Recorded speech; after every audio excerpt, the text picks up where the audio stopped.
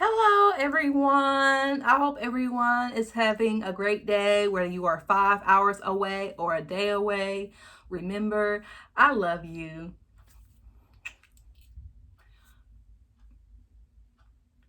I know everybody must go through this, but when you are an adult working, whether it is corporate or in education or in the fast food industry or in retail, we all have that one boss who talks to us like we are a child just because they may be 25 years older than us and they may have 20 or 30 years of more experience than us. And they feel because of that, they can talk to us however they want.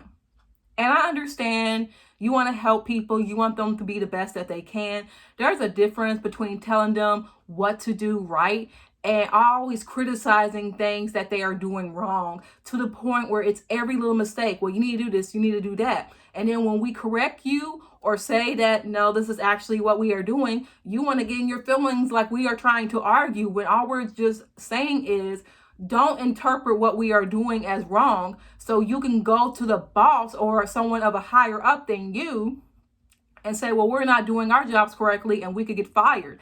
That's all we're saying. We're not trying to lose our jobs. And I feel a lot of us are being undermined and demoralized because someone may not like us or someone may not think that we deserve the position or we may not be as experienced or something even petty. But at the end of the day, I can't be 25 feeling as if I am in a high school environment just because people just don't want to cooperate or talk to their employees like they have any type of respect or sense.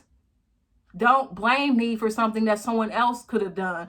If I'm not in a room and something fucks up and that person was in the room, you address that person. Whoever was last in that room should be addressed. Don't come up to me on some, oh, well, you didn't do this or this messed up. Okay, well, there was two other coworkers in the room. You need to address them because I wasn't in the room. I was too busy doing something else. I was too busy attending another student. I was too busy doing papers. I was too busy running errands. So please don't try to make it like, oh, well, you should have done this and this was your responsibility. When no, I'm the only one doing all the work because we have lazy coworkers that think, oh, well, I don't have to do it because she can do it. Sitting there watching me struggle and you just sitting there like, oh, I don't know what to do. Why do you work here if you don't know how to do your job? Like I have experienced male coworkers in childcare who just simply just sit there like they are useless. Like if you cannot do a domestic job as a man, you should not even be in this position. This is not an easy job. This is not a job where you can just sit around and be on your phone and watch kids a few times. That's not what being in childcare or doing domestic jobs like education or taking care of children or special needs is about. It's not just sitting on your ass and playing with kids or saying stop that. It's a laborious job. And it's like people don't understand and we get paid so little and we're always on our feet. Like we have to be more parents to these children than their actual parents because if their children wants to misbehave or act up, we get blamed. Oh, why do you do this? No, why do you teach your kids basic skills? Why do we have to teach them things that you as a parent should have taught? Just because you are lazy and neurotypical and able-bodied and you think that these kids can't do shit for themselves just because they're disabled and we have to pick up your slack? I don't think so. I'm here to educate. I am here to inspire. And yes, I am here to nurture, but I am not here to parent. That is your job. Don't come up to me on some, well, if you can't handle their behavior. No, bitch, you can't handle their behavior. That's why you are sending your child to me and you're expecting me to fix that behavior.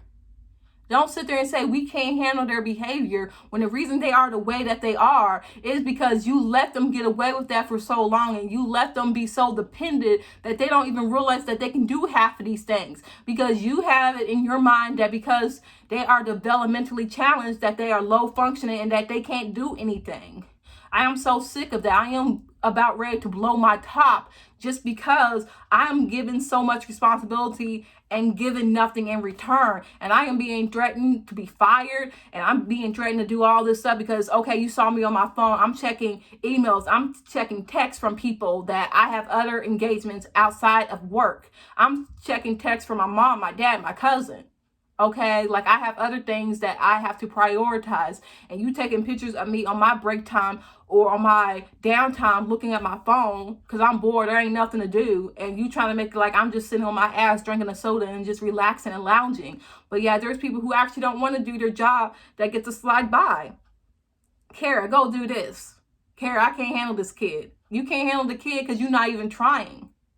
So like I said, don't say you didn't do this when I wasn't even in the room when that occurred. Don't say you did this when I was not in the room when that occurred. I have 15 kids. So if I have this half of students, why do you expect me to watch the other half? I'm trying to get them to class.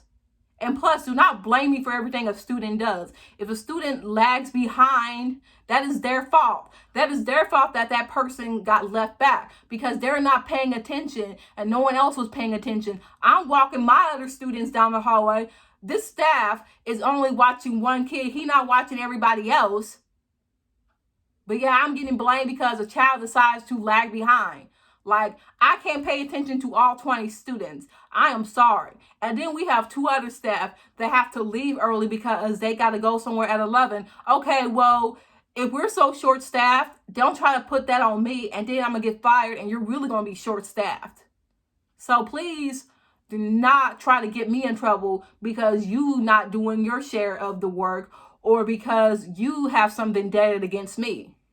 Because when I stand up for myself and tell you, no, this is what happened, this is what I am doing, please don't turn into an argument because I am not trying to argue. I am not a child anymore. I am not in high school. We are not about to get into that. I am just going to tell you, this is what I am doing. If you don't like it, you don't like it. If I am asking you for help or if I am giving you suggestions, don't take it the wrong way.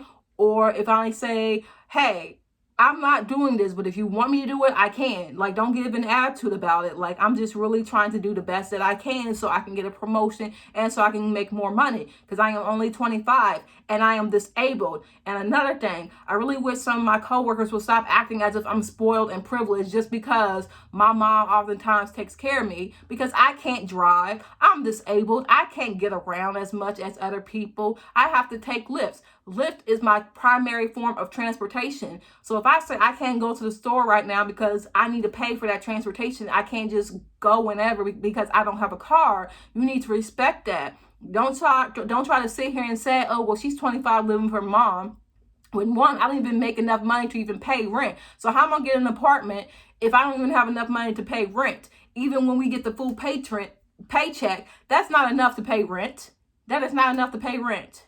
$600. What am I going to do with $600? How am I going to pay rent? If I want a good apartment, I at least need $800. Then I need about $200 to $300 more dollars to do whatever the fuck I want.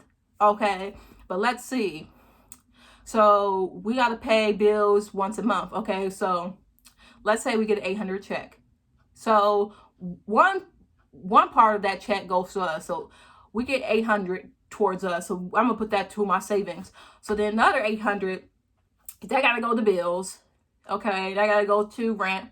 If I have a car, I gotta pay for my insurance, okay? I gotta pay for utilities. I gotta pay for all of that. So let's see, that's about $1,000 that I gotta pay for. So yeah, I at least need to make about $1,200 every 2 weeks just to even get by. So don't say I'm not paying you to do this when you barely pay me at all. And that's all I gotta say for now. I want everybody to have a great day.